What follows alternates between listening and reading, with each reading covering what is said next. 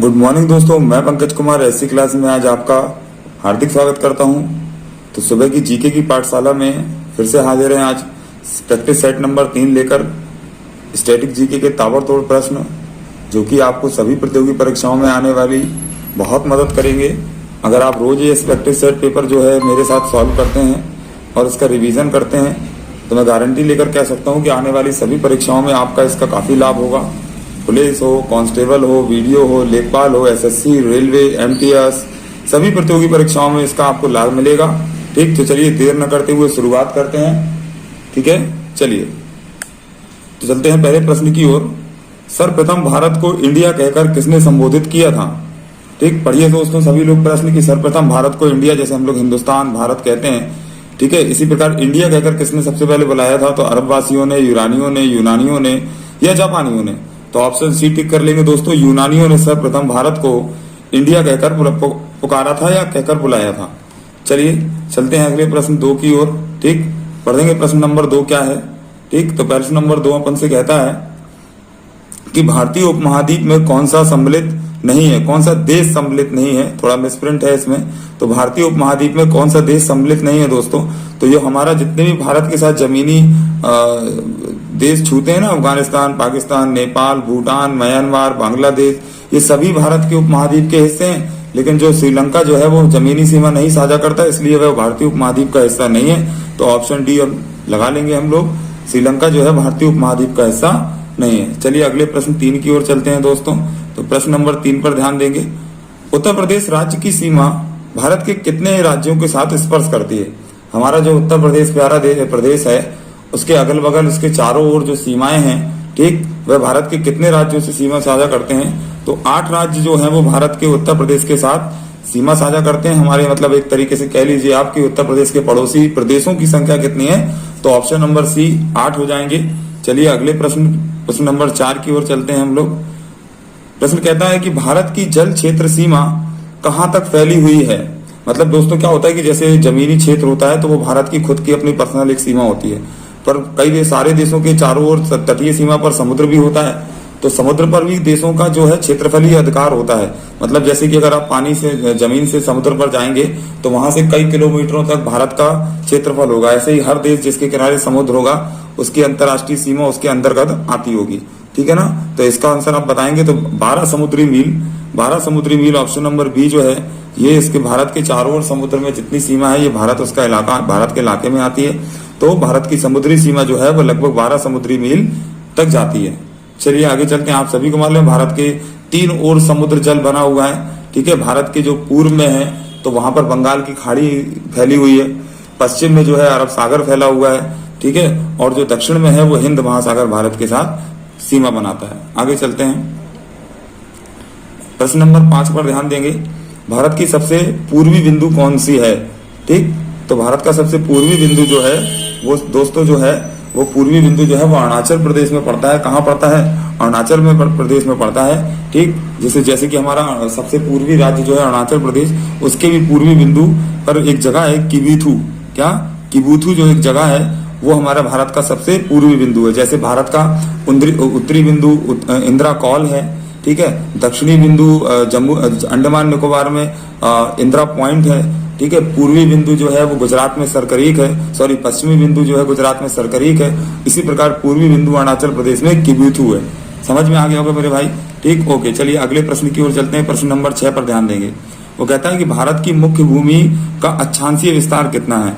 ठीक, तो उसका मतलब ये है कि जैसे इस तरीके से ये भारत की डिजाइन है, ठीक, तो यहाँ से जो अक्षांशीय रेखा यहाँ से लेकर ऊपर तक जाती है, ठीक, ये समांतर रेखाएं जो है तो नीचे से लेकर ऊपर तक जो भारत की अक्षांशीय रेखाएं हैं वो कहाँ से कहाँ तक जाती है? तो मुख्य भूमि से दोस्तों यहाँ से ये जो है 8 डिग्री 4 मिनट से लेकर ऊपर जाती है 37 डिग्री 6 मिनट तक। ठीक, तो ये भारत का अक्षांशीय विस्तार है। ठीक, ऑप्शन नंबर बी पर टिक कर लेंगे, बिल्कुल सही आंसर हो जाएगा। ठीक, चलिए अगले प्रश्न की ओर चलते हैं दोस्तों। प्रश्न नंबर 7 पर चलेंगे। चलिए प्रश्न नंबर 7 देखेंगे। भारत में सबसे कम वर्षा कहां पर होती है? भारत में सबसे कम वर्षा कहाँ पर होती है? तो ये एक अगर कम होती है तो कहीं ना कहीं ज्यादा भी होती होगी।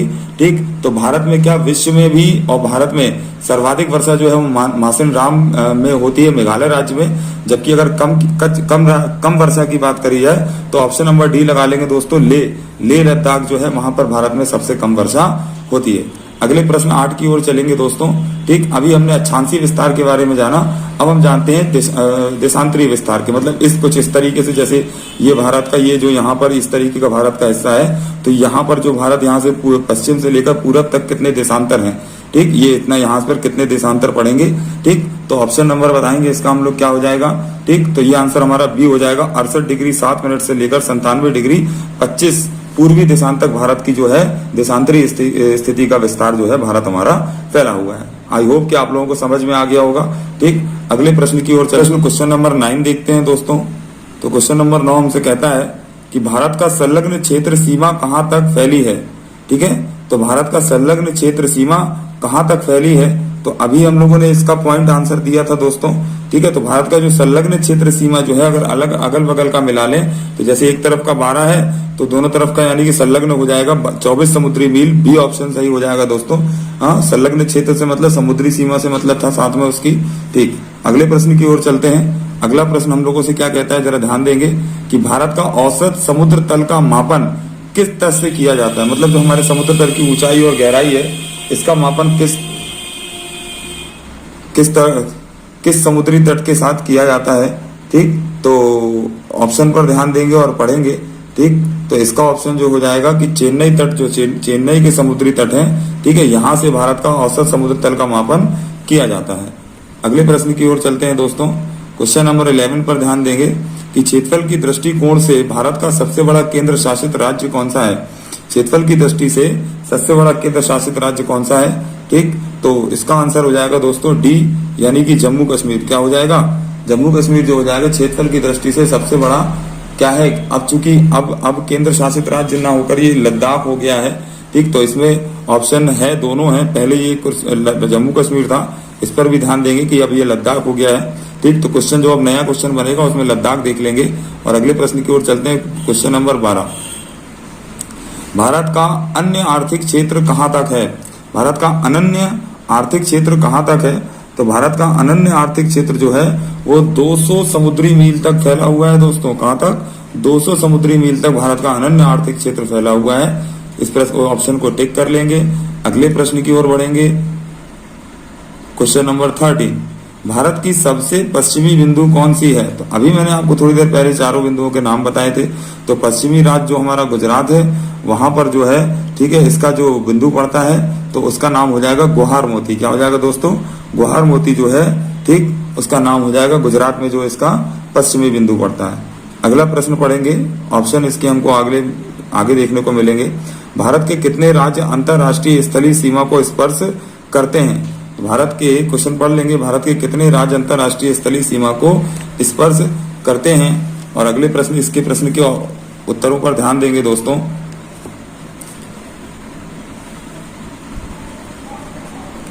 ठीक, तो इसके प्रश्न के उत्तर ये हो जाएंगे कि 14, 15, 16 और 17। ठीक है, तो आंसर इसका हम लोग लगा लेंगे ऑप्शन नंबर सी। तो 16 जो राज्य हैं वो भारत के जो है वो अंतरराष्ट्रीय सीमा बनाते हैं। ठीक, 16 राज्य भारत के दूसरे देशों के साथ अंतरराष्ट्रीय सीमा बनाते हैं। अगला प्रश्न 15 नंबर पर चलेंगे। भारत का कुल क्षेत्रफल कितना है। ठीक, तो 32,87,263 वर्ग किलोमीटर भारत का कुल जो स्थलीय वर्ग मतलब क्षेत्रफल है। ठीक, तो ऑप्शन नंबर बी पर टिक कर लेंगे। ठीक, आज का जो सेट पेपर है वो भारत की भौगोलिक स्थिति पर आधारित है। चलिए अगले प्रश्न की ओर चलते हैं। तो क्वेश्चन नंबर 16 हमसे क्या कहता है कि क्षेत्रफल के दृष्टिकोण से सबसे छोटा केंद्र शासित राज्य कौन सा है। ठीक, अभी हमने सबसे बड़ा केंद्र शासित पढ़ा था, अब हमको सबसे छोटा केंद्र शासित राज्य पढ़ना है। तो सी आंसर हो जाएगा। लक्षद्वीप जो है ये सबसे छोटा केंद्र शासित राज्य है। अगले प्रश्न की ओर बढ़ते हैं दोस्तों। क्वेश्चन नंबर 17, रत्नाकर किस महासागर का उपनाम है। मतलब इसको किस महासागर को रत्नाकर नाम से भी कहकर पुकारा जाता है। ठीक, तो जिसके नाम पर भारत है, भारत से मिलता जुलता हिंद महासागर जो है वो हमारे रत्नाकर सागर के नाम से भी ऑप्शन नंबर बी सही हो जाएगा। ठीक है ना। अगले प्रश्न 18 की ओर बढ़ते हैं। और 18वें नंबर का सवाल क्या कहता है कि मुख्य भूमि का दक्षिणतम बिंदु कौन सा है? भारत की मुख्य भूमि का दक्षिणतम बिंदु अभी मैंने आपको बता दिया था, इंदिरा पॉइंट, इंदिरा कॉइल, गुहार मोती और किबुतु। ठीक, तो दक्षिणी बिंदु का जो अंतिम बिंदु है दोस्तों वो Indira point, option number A हो जाएगा। ठीक, जो कि अंडमान निकोबार में पड़ता है, वो भी ग्रेट निकोबार में नीचे की ओर। ठीक है ना, चलिए आगे चलते हैं। अच्छा, एक और चीज इसमें दोस्तों पूछी गई है, उसमें बोला है कि मुख्य भूमि, क्या बोला है दोस्तों? मुख्य भूमि पर बोला है, तो इसका उत्तर तो दोस्तों कन्याकुमारी लगाना पड़ेगा। हाँ, अगर वो भारत का बोलता है कि भारत का दक्षिणतम बिंदु, तो फिर हम लोग इंदिरा पॉइंट निकोबार लगाते हैं, पर मुख्य भूमि बोला है, मतलब आपने देखा होगा इस तरीके से, जैसे अगर हम यहाँ पर बनाए, ये भारत है, तो ये भारत की मुख्य भूमि खत्म हो गई नीचे दक्षिण में, और यहाँ पर ये जो अंडमान निकोबार जो है, ये इससे 2 डिग्री नीचे अक्षांश इसका जाता है। तो अगर भारत का पूछता तो ये लगाते आप, कौन सा? इंदिरा पॉइंट, अंडमान निकोबार। पर भारत की मुख्य भूमि पूछा है, तो यहाँ पर आपको ये कन्याकुमारी, रामेश्वरम के बाद आंसर लगाना पड़ेगा। ठीक, तो अभी इसका आंसर ऑप्शन नंबर सी टिक कर लेंगे। अगले प्रश्न की ओर चलते हैं। ठीक, तो ट्रॉपिक ऑफ कैंसर, कर्क रेखा भारत के कितने राज्यों से होकर गुजरती है? तो ये तो बहुत ही मतलब लाखों बार पेपरों में पूछा गया प्रश्न है। ठीक है, तो इसका उत्तर तो शायद सबको पता भी होगा। तो भारत के जो 8 राज्य हैं, ठीक, ये कर्क रेखा से होकर गुजरते हैं, या कर्क रेखा 8 राज्यों से होकर गुजरती है। चलिए आगे बढ़ते हैं। आप सभी को मालूम है कि भारत पृथ्वी की मुख्य भूमि जो है वो 2 बराबर भागों में बटी हुई है, कुछ इस तरीके से। ये पृथ्वी है, ये बीचों बीच भूमध्य रेखा है, 23.5 डिग्री ऊपर कर्क रेखा है और 23.5 डिग्री नीचे मकर रेखा है। तो भारत जो है वो यहाँ पर कर्क रेखा पर स्थित है, और इधरी पर भारत के 8 राज्य स्थित हैं। ठीक, चलिए आगे चलते हैं अगले प्रश्न नंबर 20 की ओर। 20 नंबर क्वेश्चन क्या कहता है, हमसे पढ़ेंगे जरा दोस्तों। वो कहता है कि कर्क रेखा भारत के किस राज्य से होकर नहीं गुजरती? तो अभी मैंने जो बताया कि 8 राज्य जो भारत के जो हैं, जिनसे कर्क रेखा गुजरती है, उन 8 राज्यों में इनमें 4 में से कौन सा शामिल नहीं है? ठीक, तो ऑप्शन नंबर डी जो है वो हमारा मणिपुर जो है वो भारत के ऐसे 8 राज्यों में शामिल नहीं है जिनसे होकर कर्क रेखा गुजरती है। आगे चलेंगे दोस्तों, प्रश्न नंबर 21 की तरफ ध्यान देंगे। भारत में सर्वाधिक बोली जाने वाली भाषा कौन सी है? ठीक, तो भारत में जो सर्वाधिक बोली जाने वाली भाषा है दोस्तों वो हिंदी है। क्या है?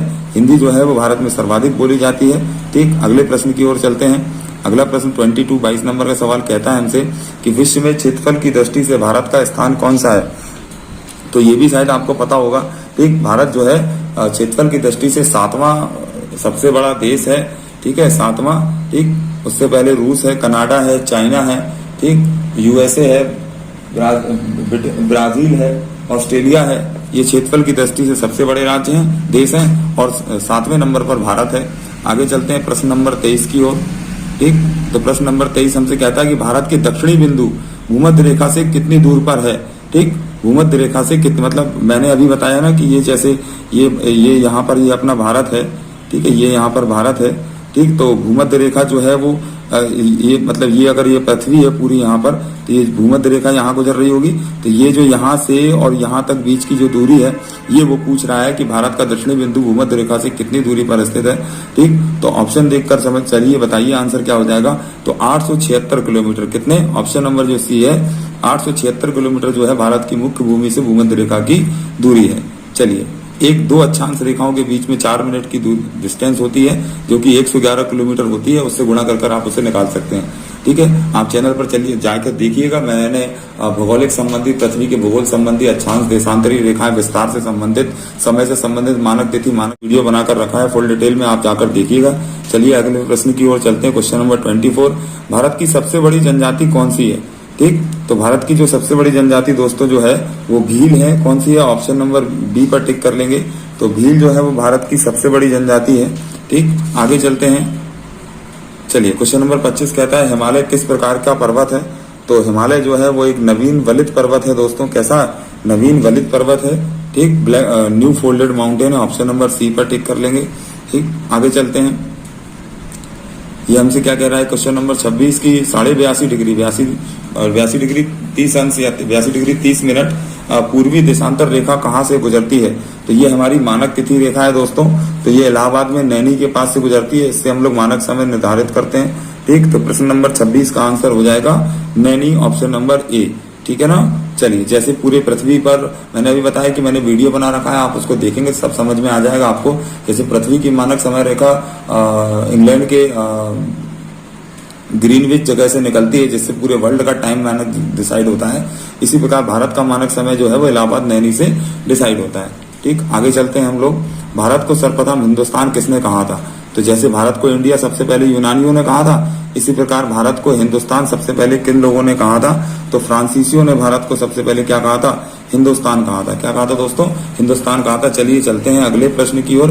अगला प्रश्न हमसे क्या कहता है, जरा ध्यान देंगे। ठीक, तो क्वेश्चन नंबर 28 की ओर ध्यान देंगे दोस्तों। चलिए, तो क्वेश्चन नंबर 28 हमसे कह रहा है कि 82 डिग्री 30 मिनट पूर्वी देशांतर रेखा भारत का जो मानक समय है कुल कितने राज्यों से होकर गुजरती है? तो इस तरीके से दोस्तों ये यहाँ पर ऐसे हमारा जैसे भारत है, ये यहाँ से भारत है, तो ऐसे बीचों बीच ऐसे रेखा गुजरती है। तो ये पूछ रहा है कि यहाँ पर जो ऐसे ऐसे कितने राज्य हैं जो यहाँ पर पड़ते हैं। ठीक, तो वो इसके बारे में पूछ रहा है। तो इसका आंसर हम लोग सही लगा देंगे दोस्तों। क्या कि भारत के 5 ऐसे राज्य हैं। कितने राज्य हैं? भारत के 5 ऐसे राज्य हैं जिनसे मानक समय रेखा होकर गुजरती है। चलते हैं दोस्तों अगले प्रश्न की ओर, क्वेश्चन नंबर 29 की ओर। ठीक है ना। चलिए, कहता है कि 1 समुद्री मील किसके बराबर होता है? ठीक, तो जैसे अभी थोड़ी देर पहले भारत की समुद्री रेखाओं 12 समुद्री मील 24 समुद्री मील भारत की सीमाओं की बात कर रहे थे, तो उसको अगर किलोमीटर में चेंज करें तो कितना हो जाएगा? तो 1 समुद्री मील दोस्तों जो है वो 1.852 किलोमीटर के बराबर होता है। ठीक, चलिए आगे चलते हैं क्वेश्चन नंबर 30 की ओर और ध्यान देंगे जरा कि भारत की कुल स्थलीय सीमा की लंबाई कितनी है?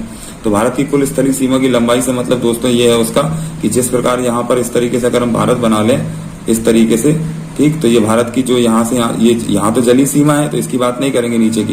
ये जो ऊपर की बात हो रही है यहाँ पर, ये सिर्फ यहाँ। ठीक, तो इसकी जो कुल लंबाई है वो कितनी है? ठीक है ना। तो इसका आंसर आप सभी लोग बताएंगे कमेंट बॉक्स में। तो 15,200 किलोमीटर। कितना? 15,200 किलोमीटर जो है बी ऑप्शन लगा देंगे। ठीक, ये भारत की कुल स्थलीय सीमा की लंबाई है। क्वेश्चन नंबर 31 की ओर दोस्तों बढ़ते हैं। आपसे कहता है कि भारत का सर्वाधिक वनाच्छादित राज्य कौन सा है? मतलब ऐसा राज्य जहां सबसे ज्यादा जंगल, ठीक है, वन पाए जाते हैं। तो सबसे ज्यादा वन और जंगल दोस्तों मध्य प्रदेश में पाए जाते हैं। कहाँ पाए जाते हैं? मध्य प्रदेश में पाए जाते हैं। ऑप्शन नंबर सी देखेंगे। ठीक, चलिए ऑप्शन नंबर सी देखा हमने, मध्य प्रदेश में पाए जाते हैं। अगले प्रश्न की ओर दोस्तों हम लोग जल्दी से बढ़ेंगे। ठीक, तो अगला प्रश्न हम लोगों से कहता है, ठीक, सबसे ज्यादा नेशनल पार्क यानी जो राष्ट्रीय उद्यान है वो भी मध्य प्रदेश में पाए जाते हैं। इंदिरा पॉइंट को किस नाम से भी जाना जाता है? तो मैंने अभी बताया ना, जो भारत का दक्षिणी बिंदु है, भारत की मुख्य भूमि का नहीं, भारत का अंतिम दक्षिणी बिंदु जो है, ठीक है, उसे किस और नाम से जानते हैं, जिसका नाम इंदिरा पॉइंट है। ठीक, तो उसको जो है दोस्तों हम लोग पिग्मेलियन पॉइंट या पार्सन पॉइंट के नाम से जानते हैं, जो कि निकोबार द्वीप समूह में स्थित है। ठीक, तो ऑप्शन नंबर सी जो है वो दोनों सही हो जाएंगे हमारे। ठीक है ना। चलिए, तो अब अगले प्रश्न की ओर चलते हैं। प्रश्न नंबर 33। ठीक, भारत के कुल कितने राज्य स्थल रुद्ध लैंड लॉक कंट्रीज हैं? तो स्थल रुद्ध का दोस्तों मैं आपको बता दूं कि जैसे अगर मान लीजिए कोई भी राज्य या देश है, तो अगर उसके किनारे किनारे समुद्र पाया जाता है, ठीक, तो वो स्थल अवरुद्ध नहीं कहलाता। पर अगर कोई एक ऐसा देश है जिसके चारों ओर सिर्फ जमीन ही जमीन है, पानी नाम की चीज नहीं, यानी समुद्र नहीं है, तो उसको स्थल अवरुद्ध कहते हैं। जैसे नेपाल है, भूटान है, कजाकिस्तान है, तुर्कमेनिस्तान है, मंगोलिया है, ये सारे देश जो हैं, देश और राज्य जो हैं, सभी स्थल अवरुद्ध हैं। ठीक, तो भारत के ऐसे कितने राज्य हैं जो स्थल अवरुद्ध हैं, जिनके आसपास समुद्र नहीं है, यानी कि तट नहीं है, समुद्री तट नहीं है? तो इसका उत्तर दोस्तों हम लोग लगा लेंगे ऑप्शन नंबर डी, यानी कि 20 भारत के ऐसे राज्य हैं जो कैसे हैं दोस्तों? स्थल अवरुद्ध हैं। ठीक, ऑप्शन नंबर डी पर टिक लगा लेंगे।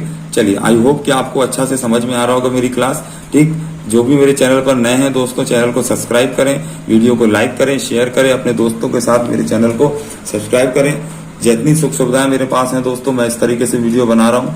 मैं बड़ी कोचिंगों की तरह मेरे पास ज्यादा बड़ी सुविधा तो नहीं है कि मैं कैमरा हो अच्छा और बड़े डिजिटल पैनल हो उस पर पढ़ाऊं, पर मेन तो भाई पढ़ने से है ना, अपने पास ज्ञान किसी भी रूप में भी आ सकता है। ठीक है, देखना तो हमको मोबाइल वीडियो पर ही है, तो ये भी चलेगा, वो भी चलेगा। तो प्लीज आई होप कि आप लोगों से मैं समर्थन की आशा करता हूँ। मेरे चैनल को सब्सक्राइब करते रहें, ऐसी क्लासेस को सब्सक्राइब करें। मैं पंकज कुमार आपका धन्यवाद करता रहता हूँ। चलिए आगे चलते हैं क्वेश्चन नंबर 34 की ओर दोस्तों पढ़ते हैं कि द्वीपों सहित भारत की कुल समुद्री तटीय की रेखा की लंबाई कितनी? तो पहले दोस्तों इस बात को समझ लेते हैं कि वो क्या कह रहा है। तो वो कह रहा है कि जैसे ये भारत है, ठीक, तो ये यहाँ से गुजरात के नीचे और यहाँ पश्चिम बंगाल के नीचे भारत का ये इधर पर अरब सागर, हिंद महासागर और ये बगल में पश्चिम बंगाल की खाड़ी है। तो ये जो यहाँ से यहाँ तक की जो है ये भारत की मुख्य भूमि की तटीय लंबाई है। पर अब यहाँ पर हम लोग बात कर लें तो यहाँ पर लक्षद्वीप समूह है, ठीक है ना, यहाँ पर अंडमान निकोबार द्वीप समूह है, इनकी भी अगर किनारे किनारे की बाउंड्री जोड़ ली जाए तो वो टोटल वो पूछ रहा है हमसे कि द्वीपों सहित भारत की कुल समुद्र तटीय की लंबाई कितनी है। तो दोस्तों ये हो जाएगी 7516.6 किलोमीटर, ऑप्शन नंबर ए हो जाएगा। और अगर बिना उसके पूछता तो ये ऑप्शन नंबर बी हो जाएगा। अगर वो पूछता कि भारत की मुख्य भूमि की तटीय लंबाई कितनी है तो 6100 किलोमीटर बी सही हो जाता, ठीक है, जिसमें अंडमान निकोबार लक्षद्वीप शामिल नहीं होता। चलिए क्वेश्चन नंबर 35 की ओर दोस्तों बढ़ेंगे। कह रहा है हमसे कि 82.5 डिग्री या 82 डिग्री 30 मिनट पूर्वी देशांतर जो है रेखा भारत के कितने राज्यों से होकर गुजरती। तो ये क्वेश्चन तो रिपीट हो गया दोस्तों, अभी थोड़ी देर पहले भी हमने लगाया था। तो 5 इसका आंसर था, आप सभी को याद भी हो गया होगा। तो 5 ऐसे राज्य हैं, ठीक। चलिए तो अगले प्रश्न की ओर चलते हैं, इसमें समय बर्बाद नहीं करेंगे, ठीक। क्वेश्चन नंबर 36 पर ध्यान देंगे। क्षेत्रफल की दृष्टिकोण से विश्व का सबसे छोटा देश कौन सा है। हाँ, ये सबसे अच्छा प्रश्न हो गया। एक तो बड़ा हो गया, तो बड़ा जो है हमारे लिए क्या हो जाएगा, देश सबसे बड़ा, तो हमारा वैसे बड़ा देश हो जाएगा रूस, ठीक। दूसरा कनाडा हो जाएगा। और सबसे छोटा अगर हम लोग बात करे जाएंगे दोस्तों तो वेटिकन सिटी जो है वो क्षेत्रफल की दृष्टि से जो है वो सबसे छोटा देश हो जाएगा। कौन सा हो जाएगा, क्षेत्रफल की। और एशिया की बात करते तो मालदीव हो जाता। तो ऑप्शन डी जो है वो हम लोग लगा लेंगे। वेटिकन सिटी जो है सबसे छोटा देश है क्षेत्रफल की दृष्टि से। एशिया का सबसे छोटा क्षेत्रफल की दृष्टि से मालदीव हो जाएगा। अगले प्रश्न 37 की ओर दोस्तों बढ़ेंगे, ठीक। तो 37 नंबर क्वेश्चन हमसे क्या कहता है कि 82.5 डिग्री यानी 82 डिग्री 30 मिनट पूर्वी देशांतर रेखा भारत के किस राज्य से होकर नहीं गुजरती है, ठीक। तो ये पूर्वी देशांतर रेखा भारत के 5 राज्यों से गुजरती है, अभी मैंने आपको बताया 2 बार, ठीक। तो इस किससे नहीं गुजरती है, ठीक। तो इसका ऑप्शन नंबर डी लगा लेंगे, तो कि तमिलनाडु से होकर बिल्कुल नहीं गुजरती है, ठीक। ऑप्शन नंबर डी पर टिक करेंगे। चलिए वेरी गुड दोस्तों, आगे चलते हैं अगले प्रश्न की ओर। अगला प्रश्न हमसे दोस्तों क्या कह रहा है कि विश्व के कुल क्षेत्रफल का भारत में कुल कितना भूभाग है। तो दोस्तों सभी लोग, आप पहले मैं बता देता हूँ कि पूरी पृथ्वी पर जो भूभाग क्षेत्र है वो लगभग 29% पर है। कितने, 29% पर। उसमें से भी 29% जो है उसके भी टोटल के 30% पर एशिया महाद्वीप है। अब उसमें से भी भारत की बात, तो टोटली जो पूछ रहा है वो पूरे क्षेत्रफल का, तो इसका आंसर जो है दोस्तों हमारा हो जाएगा ऑप्शन नंबर डी। 2.42% पूरी जमीन का जो है वो भारत घेरता है। ये उस भारत का जमीनी क्षेत्र है, ठीक। चलिए आगे बात करते हैं क्वेश्चन नंबर 39 की दोस्तों, ठीक। 39 नंबर क्वेश्चन हमसे क्या कहता है कि केंद्र शासित राज्य पुडुचेरी की सीमा एवं क्षेत्र कितने राज्यों में फैली है, ठीक। तो जो पुडुचेरी हमारा जो दक्षिण पूर्वी जो नीचे केंद्र शासित राज्य है उसकी जो सीमा है वो कितने राज्यों में फैली है, ठीक। तो ऑप्शन नंबर सी लगा देंगे दोस्तों। 3 राज्यों में इसकी सीमा जो फैली हुई है। और आज के लास्ट अपने प्रश्न 40 की ओर बढ़ते हैं दोस्तों, ठीक। चलिए क्वेश्चन नंबर 40 हम लोगों से क्या कहता है, अच्छे से ध्यान देंगे दोस्तों। क्वेश्चन नंबर 40 हमसे कहता है कि भारत के कितने राज्य हिमालय पर्वत को स्पर्श करते हैं। भारत के जो हैं कितने राज्य हिमालय पर्वत को स्पर्श करते हैं, ठीक। तो इसका सही आंसर सभी लोग कमेंट बॉक्स में बताएंगे, ठीक। इसका सही आंसर कमेंट बॉक्स में बताएंगे। इसके बारे में कल हम लोग डिस्कस करेंगे, ठीक। चलिए तो कल मुझे बताइएगा, मैं इसका आंसर आप लोगों से कमेंट बॉक्स में देखूंगा, ठीक। तो ऑप्शन है आपके ऑप्शन नंबर ए 8 राज्य, ठीक है, और 10 राज्य, सी 12 राज्य और 17 राज्य। सभी लोग कल इसका आंसर कमेंट बॉक्स में बताएंगे। आई होप कि आपको आज का सेट पेपर पसंद आया होगा। सभी लोग इसका रिवीजन करते रहें दोस्तों, और अपने माँ बाप के सपने को पूरा करना है, ठीक।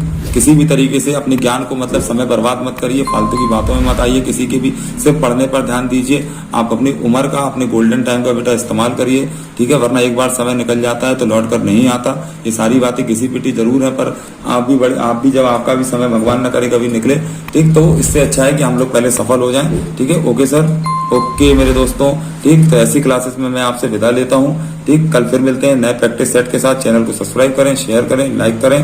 Thank you so much, bye.